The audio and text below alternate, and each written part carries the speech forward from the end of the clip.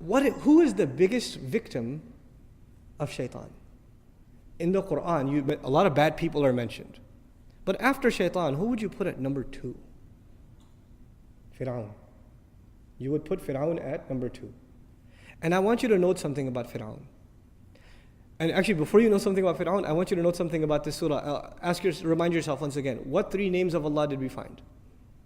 Rabbin Nas, Malikin Nas, Ilahin Nas. I'll tell you 3 things Allah says about Fir'aun. 1. فَقَالَ أَنَا رَبُّكُمُ الْأَعْلَى. What did he say about himself?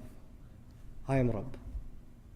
The biggest waswasa of shaitan, what you're supposed to attribute to Allah, he attributed to himself. Rabb. Listen to another ayah from Fir'aun. أَلَيْسَ لِي مُلْكُ مِصْرَ, pertaining to Fir'aun rather. أَلَيْسَ لِي مُلْكُ مِصْرَ وَهَذِهِ الْأَنْهَارُ تَجْرِي مِنْ تَحْتِي. Don't I own the kingdom of Misr? Don't these rivers flow beneath, and only I am the king of Misr? What's he referring to himself as? Malik. That's what he's referring himself. So he mentioned himself as Rabb, then he mentioned himself as Malik. What's left? Ilah.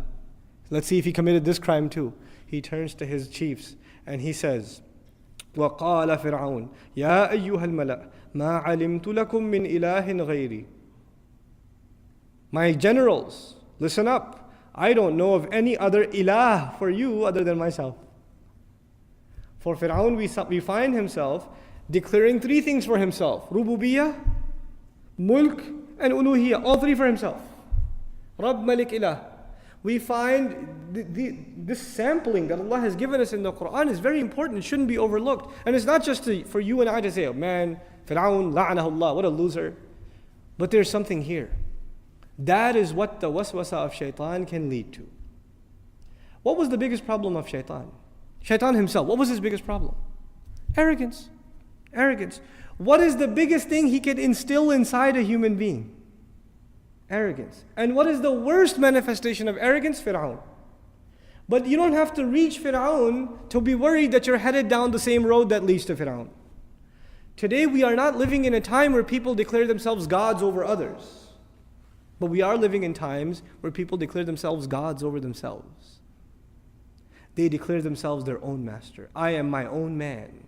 I am my own master. They declare themselves their own king. King of the house. King of my territory. King of my domain.